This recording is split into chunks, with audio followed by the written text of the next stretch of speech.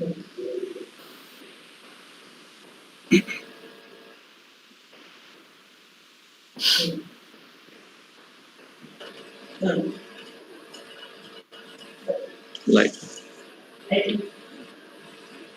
Sir, I think we are live now. Okay. So it's time to start. Okay. To all of you. Yeah. So, dear participants, I welcome all of you to this unique webinar, a national webinar on leadership perspectives from history by Bijal Chhaya, who is the senior manager at Wipro Technologies, Bangalore. So I welcome you all to this webinar and the webinar series that we are doing on behalf of Department of Management Studies, Basaveshwar Engineering College, Bagalkot. I am Dr. Sanjay Hanji, HOD of the MBA department. I also welcome the coordinators of, firstly I would like to welcome the resource person, the speaker for today, Mr. Bijal Chhaya sir, who is the senior manager at Wipro Technologies. Welcome you, sir. Thank you for having me here. Thank you, sir. And I also welcome the coordinators of today's the webinar, Dr. Rashmi Hunur and Professor Vaibhav Deshpande to this function, and also all the participants and all my faculty colleagues, students, and industry people and faculty members, people who have been linked with this webinar. I welcome you all. So will not take much time. Now I'd like to request Professor Vaibhav Deshpande to introduce the resource person, please. Okay. Vaibhav, you're on. Yeah. Yes, sir. Am I audible, sir? Yeah, you're on. All right, sir. Good afternoon, respected principal, HOD, faculty, and participants. It's my great pleasure to introduce today's national webinar resource person, Mr. Bijal Chhaya. Mr. Bijal is in civil engineering.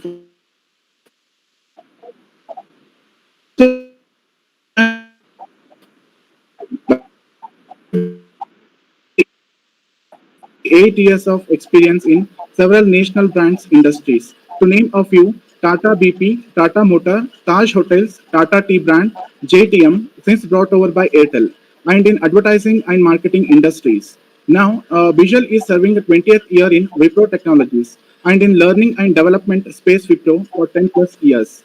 Currently, Bijal is serving as a senior manager, learning and development at Wipro Technologies, Bangalore. Also played several roles in different teams.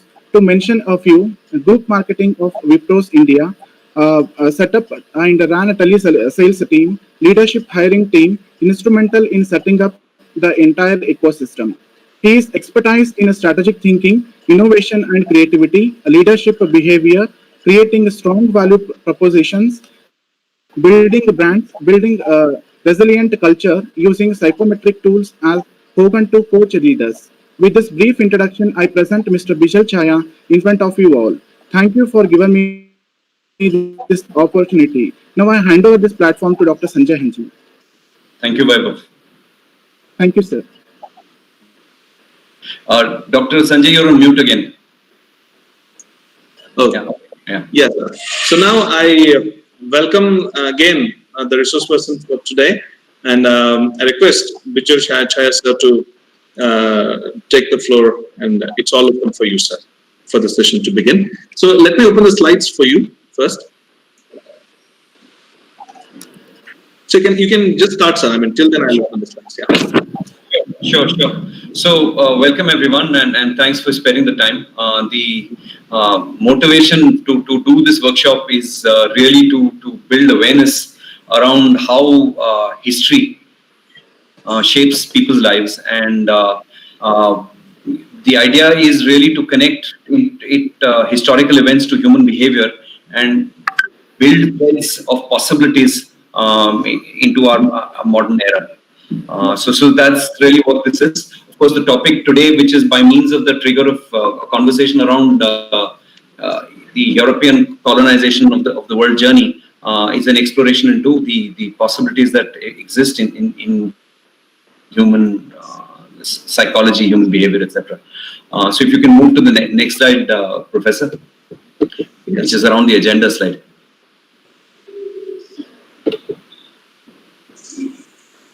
Are you able to see this slide, sir? Yeah. So yes, I can. Okay. So just 1 minute. Yeah. Okay. So so the point here is at the deepest, human possibilities is about meaning making. We'll explore that to build the foundation, historical events, how they are meaningful for individual societies, etc. Look at European history around the 14th, 15th century AD, critical event, which is really the capture happened, and by means of that, what was the challenge that manifested for European society? Them over a period of time responding to that disruption, that the capture of Constantinople by Ottomans, and how they responded to it, and all of that. Then the European colonization journey quickly making sense from a leadership lens. And finally, connecting that to an Indian example, something that I'm personally inspired by, which is the Arvind Eye Hospital story, which is at an abstract. The Arvind Eye Hospital story is very similar to human behaviors that manifested in Europe a few centuries back. And finally, by means of all of that, what does it mean for us working professionals, students, faculty who shape human minds in terms of a philosophical orientation to those journeys into the 21st century and beyond for human society. We'll try and give some direction there. Okay, so I think that if you can move to the next slide, Professor. Yeah. Yeah.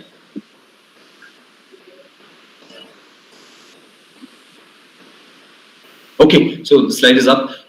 First point I want to talk about is, unlike the 20th century, which was about management, you didn't have too much of volatility post World War II, really, at least industrial evolution of higher possibilities in terms of wealth creation, sharing of that wealth into modern societies. So then it was fairly stable.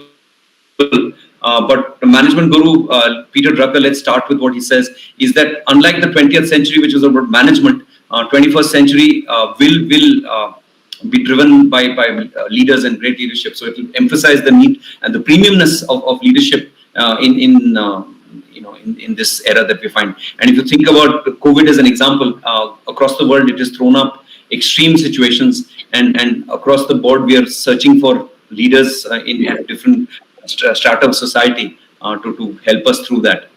What it really means is we have to dig deep. Digging deep is really tapping into our emotions, and that the emphasis is on the cognitive concept mastery. The leadership entails personal mastery by means of getting in touch with our and by means of that and their emotions, and building a common sense of direction, vision, etc., and helping groups survive and thrive. So that is actually driven, to my mind, largely emotionally. This also philosophically aligns with, while the third bullet point really talks about Western thought around Russian thinking, but actually, my oversight, as this slide came up, the thought really came as omission there. German thought, philosophical, because people like Friedrich Nietzsche, Heidegger, etc., drove a lot of writing in the 19th century, which emphasized the alignment of the opening up of human possibilities only when you're deeply in touch with your own emotional base, and that's where even in India, historically the emphasis on bhav and emotion in our language, in our culture, etc., is really a manifestation of that. When you operate from that deep level of bhav on a daily basis, on a regular bhavs, over a period of time, you build a certain courage, a sense of this is what I am, this is what I stand for, and I have the courage to stand and face the world on my terms in that sense. And that's important as individuals step into adulthood. That should pretty much be fairly strong, because it's that sense of courage and which provides the purpose to take on the challenges of life, and that's where the shaping of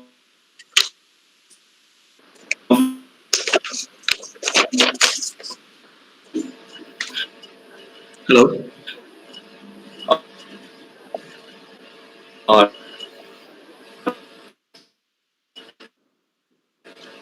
Sir, I mean, little bit there is a disturbance in the voice. I mean,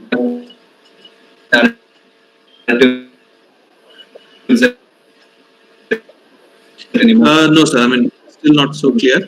Uh,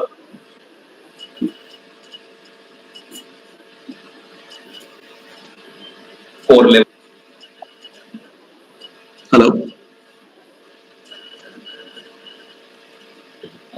Professor, yeah, Professor, can you hear me? Yeah. Now I'm able to hear you, sir. Yeah. Hello?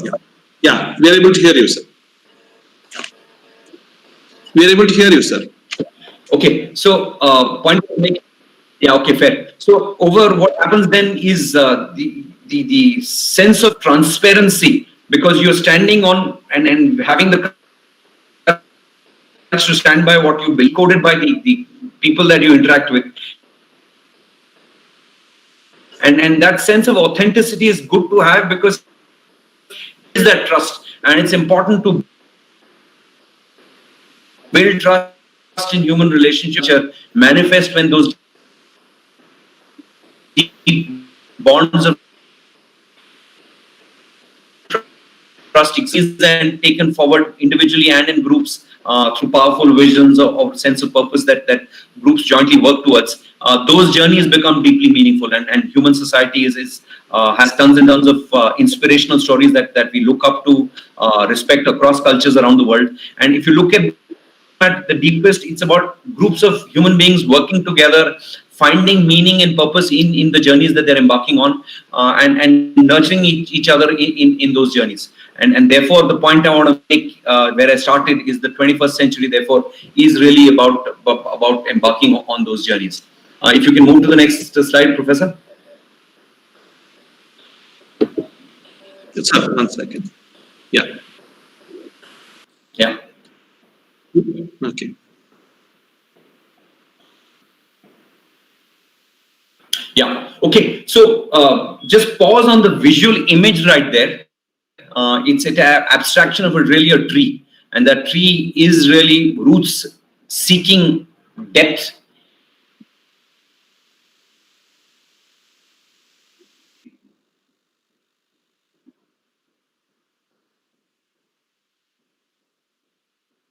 Okay.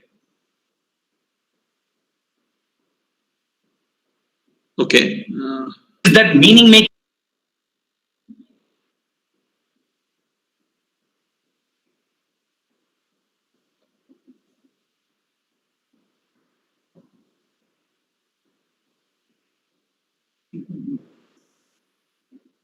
Yeah, sir.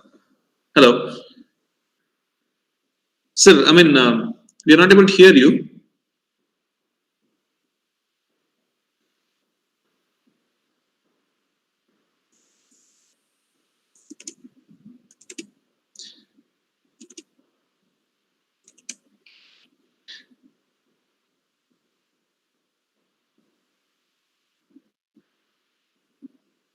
Hello.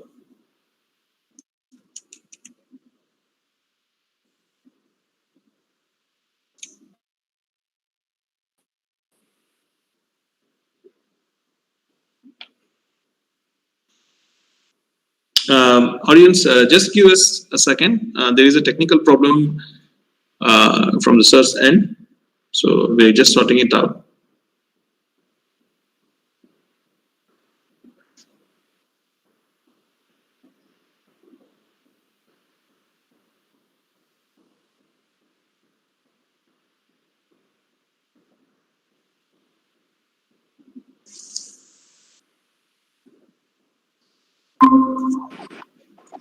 Yeah. Yeah, so Professor, here's what we'll do. Even if it means my image is not, face is not No, clear, no problem. let's stay with. Yeah, so because I think this is exactly what I thought, was fearing that could Yes. happen, is that the Wi-Fi connection can crash at some point. Okay, so yeah, it's this is what. No problem, sir. You can Please hear me, continue. right? You can hear Yeah. me, right? Yeah. Okay, so it gets easier for me. So the point I was making is the human species sits at the apex of all other species on Earth, and that's because through our group interactions, we have.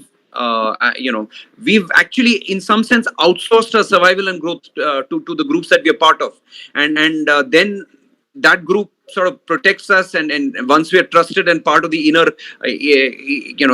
accepted and as intrinsic part of that group, those groups then interact with other groups, and by adding value to each other's groups over centuries, aided each other's survival and growth journeys, and that's where the manifestation economically, culturally, socially manifests in terms of the scale of domination that exists to some extent, even to the detriment of the planet today.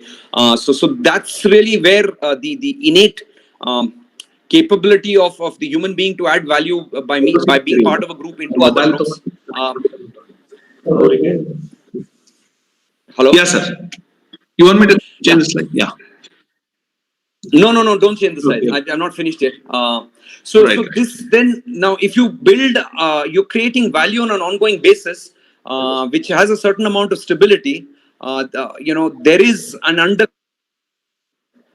and that's the cost because of the way the entire social structures are architected.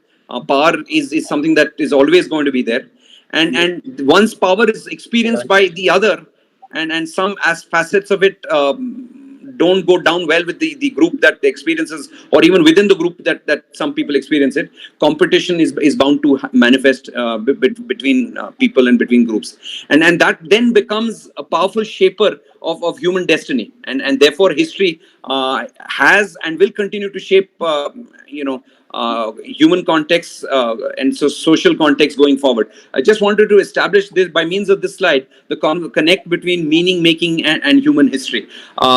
Some of these first 2-3 slides may seem a little heavy, but they're attempting to establish from a behavior lens the connect into history, and now if you can move to the next slide where we'll go specifically into European history, and then probably that gets easier to digest. Yeah.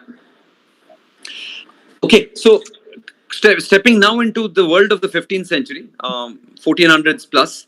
At that time, there were multiple, kingdoms in Europe, and one large emerging empire in around the Middle East and Eastern Mediterranean, which was the Ottoman. And the map in the top right corner has a historical evolution of the footprint.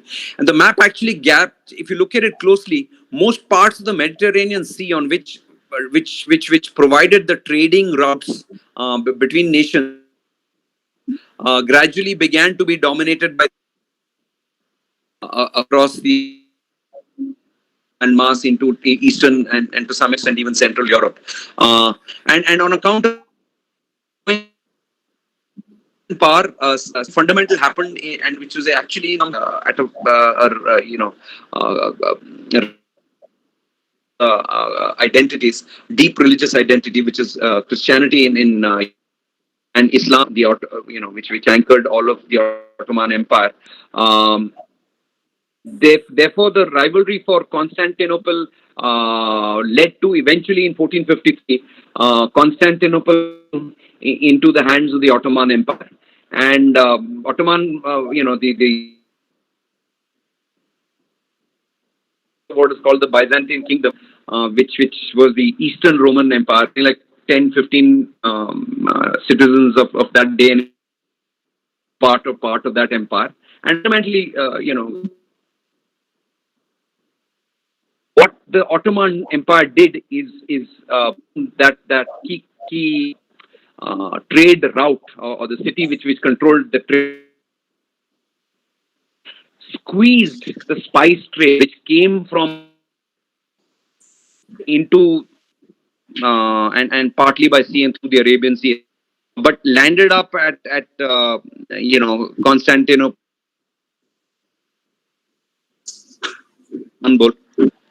and they in order to choke supplies, and this was by design with an attempt to create this in Europe, attempted to choke supplies, made supplies unavailable in all of Europe. This a big thing. If you can,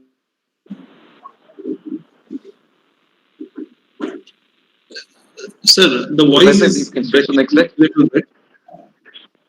Hello, sir. Hello. So the voice was breaking a little bit. Next slide, please. Yeah. So your voice is breaking a little bit. I mean, there is a network problem. I feel. Okay, is it better? Yeah. Now, yes. No? Hello. Yeah. Go ahead, sir. Go ahead. Yeah. Yeah. So I'm. Yeah. So you have the next slide up. Yes. So the point is that on account of that, there was a certain. The next slide really talks about the criticality of the spice trade. Spices were craved, and this is just suggest. For example, pepper that came from Kerala, largely, and Karnataka modern day. Cinnamon, of course, cinnamon also came from India. Since Sri Lankan cinnamon historically has had a premium. Now, spices were critical not just for taste, which is the logical association we have in the modern era. We tend to associate spices with added flavor to food. While that is true, mentions of the were that they preserve food that through the extremes of winter in European where parts of northern Europe go to significantly minus temperatures and remain so for large. It is imperative for those societies wants and that was largely meat, things like pork, etc. Pork, lamb, even to slaughter them in salt and pepper, and so that this was available and therefore these spices had a preservative role to play and were also seen herbal medicine at that time to be preventing disease. So those are in some sense beginning increasingly being revisited today. Given the absence of modern medicine, allopathic medicine that we have today, it was a newly human society of treating disease, which is herbs, and so they had a lot of value in all. The Ottomans So blocked again, this, and they also found support from amount of traders in Venice because there was money to be made. Break. yeah, little bit, sir. Little bit again. There was a problem. Yeah, it was clear for some time, and again it was breaking a little bit. Yeah, Professor, can you hear me? Yeah. Yes, sir. Yeah. Yeah. Okay. So Okay. I'm sorry about this, but anyway. So therefore,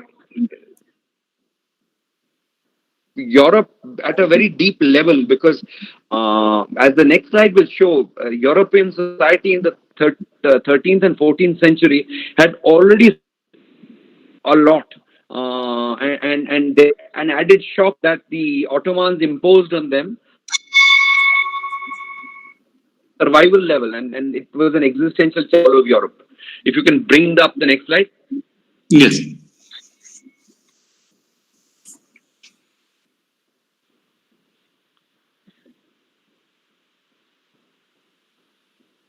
Please. Yeah. The next slide is up, sir.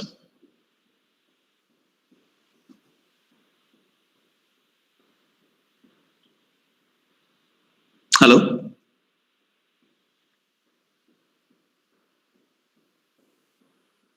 Hello. Yeah, the next. Yeah. So the voice is breaking again. I mean, we are not able to hear you anything. Hello. Hello. Yes, sir. I mean, all this time, I mean, when I. No, I'm saying if you can go to the next slide. Yeah. Yes, sir. Go, right. Yeah, we are on the next slide, sir, now. I mean, the political context.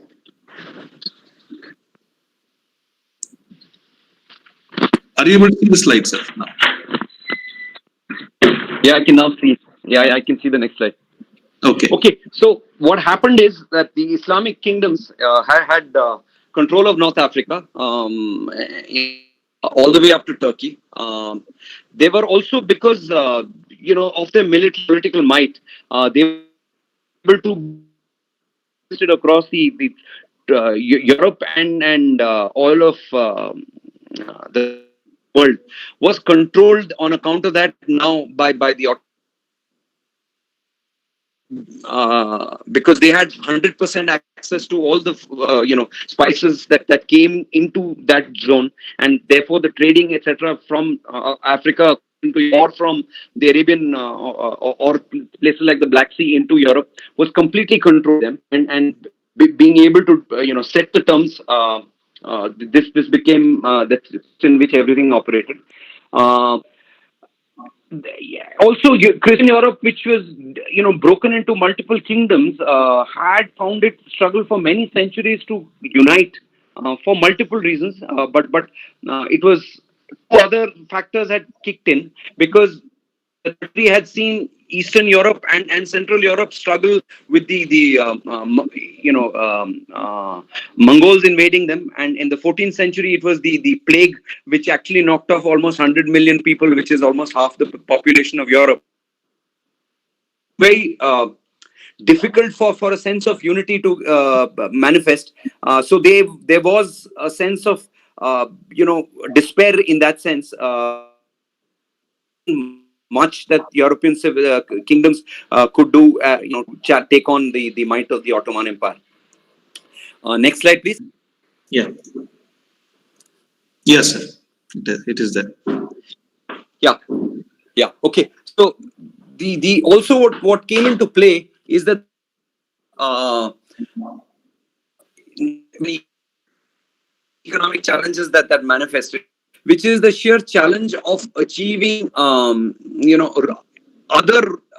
workarounds, which is land awareness, or at least in passing conversations that there could be schools, but that required a certain amount of investing with deep financial pockets, what called venture capital funding today, which effectively, because even in Central European powers were very financially challenged, it was only the Western European nations, and I'm really talking Spain and Portuguese, not so much the France and England's, but they were the only those ruling families could possibly afford that.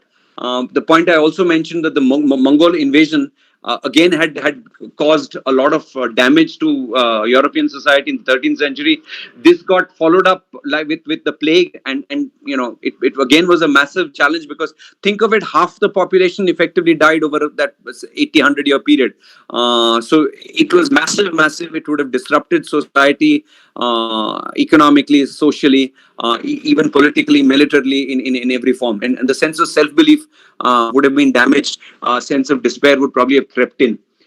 Then think of the technologies that existed, because the need at that time was ship routes that were, and Mediterranean is not a particularly deep sea, right? So therefore the technology, and winds are not extreme, so therefore the technology to traverse across ports in your Mediterranean, which was largely where the trading the need for ships existed, was relatively simple.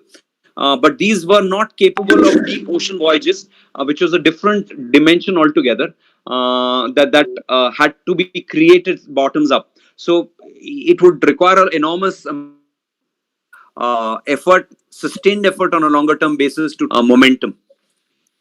Also, you need a map, right? If I want to get from point A to point B, I need a map. But the maps of that day and age effectively had no knowledge of how to get to places like Sri Lanka and other parts of the world by means of sea. And in many senses, it's not a tried proposition. I would rather stay averse. There was a sense of fear, aversion, etc., that crept in, and people tended to stay away. Yeah. So the next slide, please. Yes. Yeah.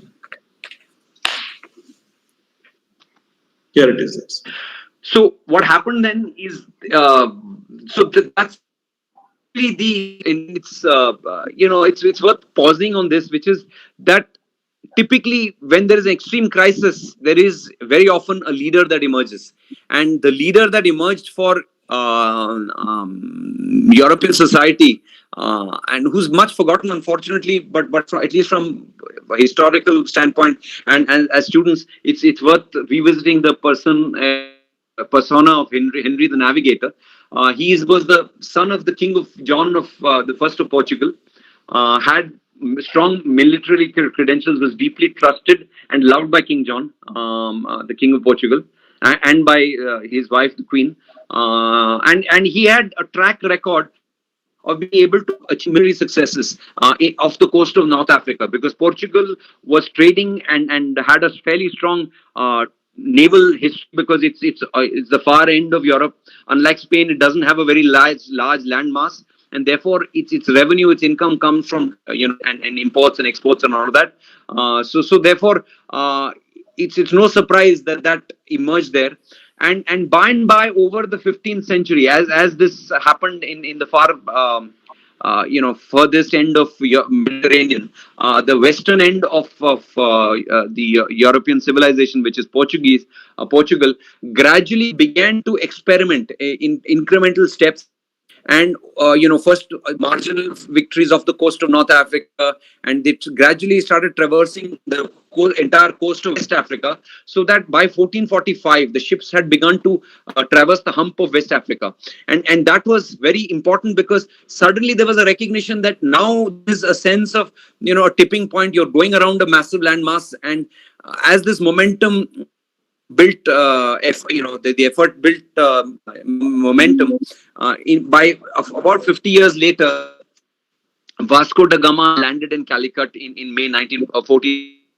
It's interesting to note that Vasco da Gama came with 3 ships, went back only with 1 ship, because 2 ships were either left behind in India or lost, or whatever military defeats or whatever.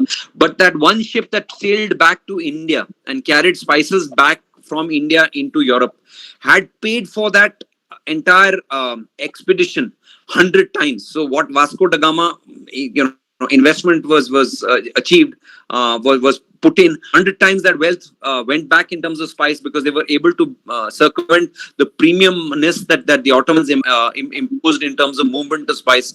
But that was a tipping point in terms of aha moment for the rest of European society. And there was, from that point, really no looking back. And if you can go to the next slide, please, Professor. Yes.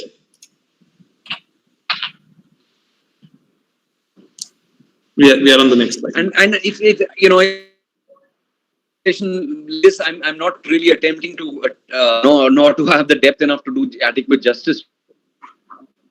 Then the Portuguese were followed by the Spanish, and then between the Portuguese and Spanish, large parts of the New World, as it was called, divided by the Roman Catholic Church, but the French, the English, the Dutch, etc., who by the end of the 1490s and into the early 1500s, they were looking back, and gradually what happened, the deeper, bigger resources of not just Asia, but Christopher Columbus and Amerigo Vespucci found the North Americas and South Americas, and tons of gold started moving from different parts of the world, and silver, spices, and what commenced as trade became political conquest, and eventually by the end of the 19th century, almost the entire world was barring the continent probably of America, which was really the Americans and the Canadians. But other than that, the rest of the world was completely dominated by European civilization, and therefore the modern world. And honestly, if it hadn't been for World War I and World War II, we would probably still have had the European colonization in the world into the 20th and the 21st. But that's a different conversation. But by the end of the 19th century, for example, the language and the legal formats and the culture that had crept into the entire world was European in its origin. And worth pausing on this, which is that it started 300-400 years prior, 500 years prior to that, with minuscule, small forays by Henry the Navigator, who was representing the European, challenge just to get spices, and see how much scale that journey built. And therefore the top right corner is really the picture of Buckingham Palace, which was, this picture is from 1700 something, but the of Britain, the wealth of France, the was really, and on account of this small forays that the Portuguese commenced, and everyone else in Europe eventually, fundamentally on account of rivalry between these kingdoms, joined the bandwagon. Because if one kingdom got too large, it became an existing challenge for the rest of the European kingdoms. So that dynamic played out, and that's where I will pause with the history dynamic. And if Professor, you can move to the next slide. Yes.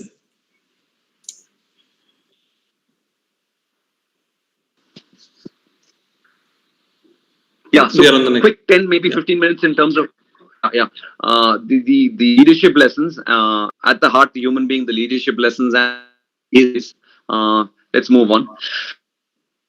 Slide again, please. Yeah. Yeah. So is that where I said group living, so our survival and growth has been outsourced to groups, and we therefore from a sheer survival compulsion are creating value for each other, and that's a human compulsion at a physical level and also a psychological level. Because here is the thing, that just as much as we need food to survive, also need the point I was making, meaning, days of work or things that we've achieved, etc., because that psychologically satisfies us. And this dynamic, and meaning and value creation are two sides of the same coin. Think of the I started my career 27-28 years back, so I, at least at a number level, I've probably experienced in some sense over a fairly long period of time. But if you go back to 1991, the IT industry, where it off in India, when PV Narasimha Rao opened up as Prime Minister, he opened up the Indian, our IT exports from India that year, 91, 92 or thereabouts, was only $60 million. And trust me, large companies like Wipro, Infosys, TCS have many which are today in excess of $60 million. And the entire, I don't know the latest NASSCOM figures, but clearly it is in excess and upwards. So from those humble journeys, the value creation journey for even the IT industry has covered a lot. And the point I make also earlier is that all value creation dynamics have a power dynamic, and the around that is as think of this, that initially there were just 2 or 3 companies, but today there are, even in India, there are hundreds of companies competing for that 150-200 billion dollar pie, right? Even within India. And then there are countries like Philippines, there are countries like Mexico, there are countries like Romania, Poland, etc. We are also wanting some percentage of that IT service industry that largely India as a country is dominant in. Universally true. Once a value creation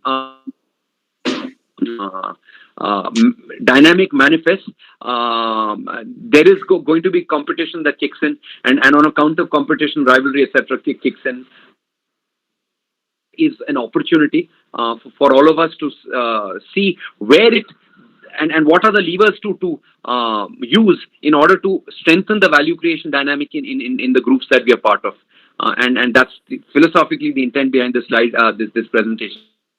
Professor? Yeah.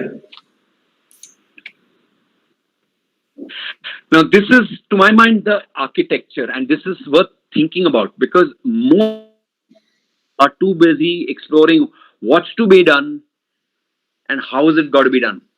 A what statement or what set of activities is really working to a defined task, and the how is really the manner in which it's getting done. In conjunction, Greeks called it technos, and from that emerges technology today. But if that's primarily where our focus is, it is actually delivering around a defined ask, and in that dynamic, you are actually something that I'll come to a little later. Your individual sense of meaning making is operating, but is operating suboptimally, and there is an opportunity for that subjective self to have a larger play, to have a greater sense of self-belief and purpose, and in doing so have more ambition, see what else can be done, what way can I make this dynamic a little more favorable to me, etc., etc. And that's where the why and who, which is really the next slide, if Professor you can open up, Yeah. kick in. Okay. It's there. Yeah. So why is an explanation for on what and how that's experienced or is going to be experienced. And the point around the why is there is no one why. There is always objective why, and it's deeply subjective, because as the English language says, one man's meat is another man's poison. And think of the that I love, which is drishti and from there shrishti, and embedded in there is the ishta, a desire. So as your drishti, which as your vision, so is your shrishti. Therefore, it sets up the dynamic that if you have a drishti which is unique, a vision, as to use corporate parlance today, you. That's where I'm saying there is always an opportunity to see a certain dynamic that, yeah, this serves ABC for me, but I dream bigger, I dream better, and can I go beyond this? And which is really what the Portuguese did around the Ottoman existential challenge around the spice trade. Appropriate word, and therefore that why and who in Greek society was called telos, from there the word teleology, and that's means purpose. The Hindi word maksad, and maksad is deeply individual, and this is important to get, that the subjective sense of the person comes into play, and if you operate from maksad and purpose, the possibilities are far deeper than just operating from the what and how. And if you operate from a maksad deeply, deep sense of purpose, there is a contrarian, creative possibility that opens up for you. Think of the rivalry that's happening even as we speak in Ladakh, India, China. It's at its core. It's two distinct cultures, two distinct societies attempting to shape a future for themselves on their terms, and that's what it's coming down to. And and it's always going to be true of cultures and societies, and around the world. If you can move on to the next slide, please. Yes. And I'll pause there. So I what I've really established is that operating from the why and the who, while it has short-term challenges and tons of issues to overcome, but a sense of purpose that motivates you and provides you meaning and purpose on the longer term, invariably sets up possibilities that otherwise would have never been available, and that's important to get. Quick story around that. Somebody I'm deeply inspired by is a person called Dr. Venkat Swami. I've had the privilege of meeting him many years back, two decades plus. I met him in Madurai Arvind Hospital, and the story around him you can read through. But he started from a fairly humble background, worked in the Indian Army, in his late 30s or 30s or thereabouts. Much later became an ophthalmologist, retired as head of department of Madurai Medical College, which in that day and age was in itself a big thing. But he didn't stop there. In his late 50s, early 60s, he set up Arvind Hospital by setting up something called the outreach program. And his motivation as an ophthalmologist, as an eye doctor, was those days you had a massive challenge in India because you had preventable blindness, which is people working in think of India of the 70s and all of that. If you have working in the fields day after day, month after month, year after year, in bright sunlight, then by the late 40s, early 50s, you cataract kicks in because of the sunshine on your eye, and then you tend to go blind and your productivity goes down. The family that you're part of, you are dependent on. That again is a cost that society is paying, and there are millions of Indians like that. And that dynamic was unacceptable to him. He took that challenge on and set up the first creative release to that, which is really an outreach program. So you take his team of doctors into villages initially in Tamil Nadu, in and around Madurai, screen them, bring them to the clinic and then the hospital in Madurai, etc. initially. And as word got out, more and more people joined that social cause, and eventually foreigners kicked in, so that he was able to provide world-class to poor villagers, people who would never have been able to afford it, and that. And on account of starting on that journey in the early 80s, or 20 odd years later, Arvind, if I remember the number correctly, was doing almost 200,000 surgeries. I don't know the number currently, but even 15, 20 years back was doing almost 200,000 surgeries every year as a group of hospitals, of which 60% were free. And that model had been replicated not just within affordability of cataract surgery is plummeted. The training and the skills that Indian doctors had became world class, so that surgeons from around the world, including from countries like the United States, gravitated to India to learn surgical skills from Indian doctors. And by means of this, this is really the rewards equivalent of Buckingham Palace kicking in by means of that journey that Dr. Venkateswamy embarked on, and therefore my message at a larger level is that it is a universal possibility, and it opens up, operate from the why and who space on a sustained basis, the drishti, shrishti, and the ishta individually in terms of building a story of your own life, emotionally having the courage to play it out, taking the risks that life offers, and having an ecosystem that nurtures that. And therefore, into the last slide, please. Yeah, and therefore, this Maslow, Herzberg, different hierarchies get used in terms of human motivation, etc. But the top end of it is really where, if you operate from the why and who, you can operate from the esteem needs, the self-actualization needs, and that's important to get. And the message then to students, as also faculty and working professionals, is this: think big. Trust yourself emotionally, have the courage to back yourself, and live up to full potential. Expect that yes, there will be challenges, but you are in it for the overhaul.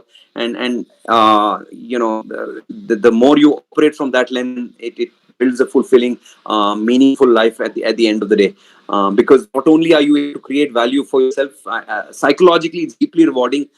Think of how happy or fulfilled somebody like Dr. Venkateswamy would have felt. And honestly, I know some of his stories personally.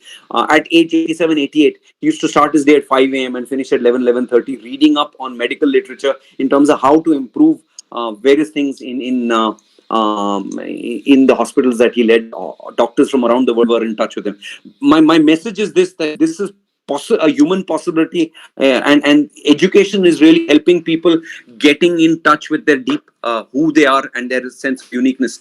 And just a quick comment on Wipro: a lot of the learning and development philosophically, even within Wipro, is attempting to, that I message is attempting to get people to connect to this message at a core. That's pretty much what I had to say. At this juncture, I'll pause and take any questions if there are. Back to you, Dr. Sanjay. Yes, sir. Thank you. Thank you for the wonderful session, sir. Basically, we have some certain questions here, wonderfully explained by you, like how European colonization, what kind of problems they faced, and Yes. how did the Portuguese, took the leadership to build a way through the Mediterranean Sea, or way around the coast of Africa, then across the Indian Ocean to India, correct? By means of shipping. And they were able to build up the trade links with the Southeast Asian countries. Correct. So that's Correct. the leadership what you talked, and also a very nice example of Dr. G. Venkateswamy, like how during the crisis, like how you opened the eye hospital and things. Now we have a couple of questions here. We have a question from Sona Alangan. So she asked, is there any substitute or neutralizer for leadership in this contemporary world? Okay, so I needed a little clarity. Substitute? No. So look, there. I mentioned that human beings have outsourced their survival needs to groups, and groups need leadership. So what you have to recognize is that leadership is really that you are taking charge of a team around you and helping them to move to higher possibilities, and for that to manifest. In the word I used, authenticity. You as a leader, if you are in touch with your emotions, your ability, you there is a deep sense of who you are, and as you operate deeply from there, you are able to, as you deal with others, because others are emotions, driven by their emotions too, are able to relate to them very, very clearly. And because you are manifesting behaviors that set you up as trustworthy, and Yes. you then are looked up to, respected, the values that you demonstrate in your day-to-day life, people look up to, and that's a virtuous circle that you set up. The things that you need to do is, as a leader, watch for two dimensions. And this is something that if those interested, there's a Dr. Robert Hogan, who I've been certified in, and has written extensively about that. Make sure that in your behavior there is a certain amount of predictability. Okay. That you stand for what you do, and you operate from deep sense of values, so they're predictable, and relationships around you are rewarding to others.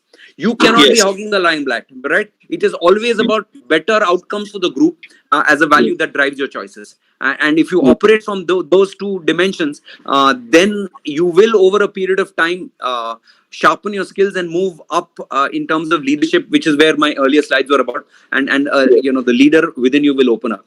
I hope that answers the question. Yes, sir. Yes.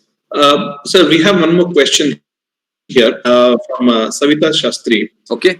She's asking, what is your take on the transformational leadership? Yeah. So my take on transformational leadership. Okay. So transformational leadership is this, at a different level. You are not bounded by constraints that others see as constraints. You operate with a different lens, have the courage to take on the challenge head on. And so there is enough research information plus anecdotal stories that emerge, and the Chinese have got this right, because they, in their symbol and language, crisis and opportunity are seen as the same thing. Right. And the concept of Dao, which is really, we've seen those as well, which is, there is a circle in it, there is a black part, and then there is a white part, and embedded in that black part is the white dot, and in the white space there is a black dot, and those are dynamics that are always afoot. And the transformational leadership is really looking at each challenge as an opportunity to define possibilities, and that is where the transformational leadership, and it's not easy to get to. It's a journey of relentless the ability to face up to challenges as they come, climb those, take on those battles, and eventually it becomes an intuition and a deep sense of ownership. And it varies from context to context.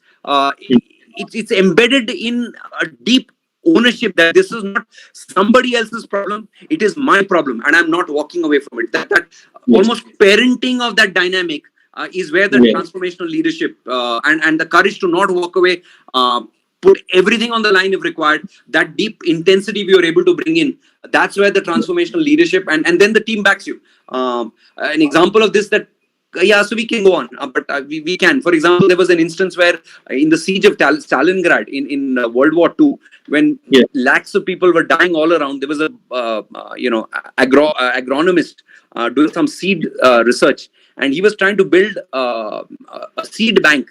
His team, and he had thousands of kgs of seeds lying with him, but refused to back down, and did some pioneering work with his team, which actually set up post World War II the idea of seed banks around the world. It came from massive amounts of conviction around the sense of purpose that he saw in his maqsad, and that's really where this is coming from. Yeah, that's very well answered, sir. Okay. Sir, one more question we'll take. That is from Harish Kumar. Okay. He asks, what are the traits or the few traits required by leaders in the times of COVID-19? What are the traits required by leaders in the times of COVID-19? According to you, sir. Yeah, according to you, what you feel? Okay, so again, some of that which effectively what it's, actually the Prime Minister said something very interesting in March, which hit me, which is, he said something that this disease will change epochs. Effectively, the rules by which we have lived our lives till February, March 2020 are in large sense out of the window, because suddenly what is called for is there are increasingly going to be undercurrents such as this that will come at us in terms of volatility economically, socially, environmentally, and therefore a deep sense of the connectedness that is all life, that the human being is not the center of life. We Yeah. are part of the larger creation, and the courage to operate from that lens is to my mind the message that we need to imbibe as societies around the world and operate from that lens. And it really then becomes bottoms up rethinking everything that we built so far, because the resilience that we have taken for granted, because there is so much in terms of bounty from nature, is Yes. suddenly in question, and we need to look very long and hard and building resilience in cultures around the world, so that our choices strengthen resilience of the ecosystems, societies, individuals. There is a huge challenge globally in terms of people committing suicide. Why is that? Because there is a deep sense of isolation, loneliness, drug addiction, alcoholism. Why? Where is that coming from? A breakdown of social bonds that should be nurturing, and a sense of isolation that somebody feels. So equally it's coming from the same challenge, and COVID is really setting that up bottoms up, and forcing us. And it's again Darwinian, because repeatedly nature is dialoguing with us, to my mind, and by means of throwing a challenge at us, it's making human society question implicit assumptions, like the Portuguese did, abandon those, and find our way through to a new norm in the years ahead, and therefore optimistic, but it will require revisioning fundamentals. Yes, sir. Very nicely answered, sir. Because what we personally feel also is this is the time a lot of leaders can emerge, because world needs more leaders in terms of crisis. Yeah. Especially in COVID-19, these things are a lot of students have come up with a lot of products which are helping hospitals, police, stores. And here, just as a question, because I'm coming distilled essence again, something that I'm deeply inspired by the Prime Minister, so I will quote him. Somebody asked him a question, I think in Houston, and he turned around. He was speaking in Hindi. He says, "Aapko kya mila?" That I do this, etc. And the point I want to make is that the meaning making, which is embedded in exploring what values do I stand by, Yes. and what have I found for myself in my own persona, Yes. and having found that it's the gold, then Yes. it's something that is my foundation, that defines me, Yes. and that's who I want to be identified by going forward. Yes. If you are operating from that lens, then you will emerge automatically as leaders and take on, at whatever level of society that you operate, and any part of the world, in any group, that sense of purpose will manifest, and be experienced positively by others, and there's a crying need for it, across the board. Absolutely, sir. Absolutely. आपको इसमें क्या मिलता है वो, that's what people think, right? But the purpose and the inner Correct. That feel is intrinsic society. payoffs, internal payoffs. Those are after many years of work experience. That's what at some point becomes the reason why your work becomes rewarding. Like Dr. Venkat Swami. I mean, beyond a point, how many more hospitals? Not hospitals. It's that I'm making a difference in thousands and lakhs of individuals across India and around the world. Right? Yes, yes. This is what is happening, sir. To add up to your point, I just wanted to share something. Like we can see a lot of, we learn a lot of lessons from COVID. That it taught us that the humanity exists, and there are so many people who are there to support the poor and those who are earning the daily bread, and they went ahead to give them the ration and stuff like that. A lot Absolutely. of people part in the lockdown to educate people and stuff like that. Even celebrities came down and to tell the public that people have to stay at home. A lot of things. I mean, a lot of leadership we have seen in these things, Correct. and individually everybody can contribute for the betterment of the country and betterment of the society, sir. I mean, very nice lessons what we really got by this session. Yeah, sir. I mean, there are certain other questions also, but however, I mean, we are restricting the questions here, and really at this juncture, we really required. I feel that it was really required the session on leadership lessons or perspectives from history. Like we can learn really from history, like how leaders have emerged when the society or the country is bogged down by some national calamity or by some political pressure or economical crisis, whatever happens. And now India or the entire world is in such a big mess where leaders can emerge and do something. And this is where I just would like to add one more thing, sir, like social entrepreneurship. People can come up with new different ideas to help the society and absolutely. Somebody actually I'm inspired by that was the cigarette butts. He's actually set up a business around that, correcting cigarette butts and pulling out the fiber at the end of the cigarette, which is the filter, and disposing of the tobacco and all of that paper, etc., recycling that.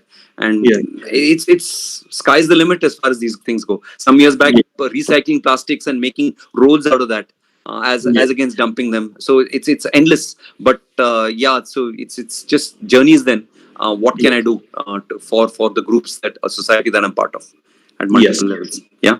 Yes. Great. That was a very interesting and a very... My quick apology to the participants, because somewhere there were technical issues early on. I hopefully found some rhythm once the technical issues settled down about 20-30 minutes back. Sorry on that, but I don't know how it was really that. So, I mean, we have been receiving the feedback. Yes, there was a technical glitch in between, but the session has been really wonderful, sir. Thank you very much for having me. Privileged to help you all, and always a privilege to interact with an educational institute. Yes. Okay. So take care. All the best. All the best to all of you. Thank you, sir. For listeners and people who've joined. All the best to all of you. Bye bye. Sir, let me propose a vote of thanks, and I really thank Mr. Bijal Chhaya, who is a very busy person, works for Pro Technologies, and thanks. I really thank him for spending his valuable time with all of us, and we can see that a lot of people from all over the country have joined in, and I feel that they have benefited from his talk. He's a very, very busy person, and we are able to catch him and during the lockdown. Otherwise, if it is completely working, it's very, very, very difficult to get him. So thank you, sir. Thank you very much for your time and the perspective what you have shared on leadership. And let me also thank the management of Basaveshwar Engineering College and BUE Sangha, especially the principal, Dr. S.S. Engineering, for supporting us in carrying out a webinar series, and also the coordinators, Dr. Lakshmi Hunnur and Vaibhav Deshpande, and all our students and all technical staff who have helped us directly and indirectly to do this. And of course, all the participants who have joined today and been with us on all ups and downs. Thank you very much for being a part of this webinar and the webinar series what we are going to do. So we are going to come up with still more topics, burning topics, and useful webinars. So please be in touch with us. Okay. So thank you all. Thank you, sir. Thank you, Professor. Thank you, and all the best. Bye-bye. Bye. Bye. Bye-bye.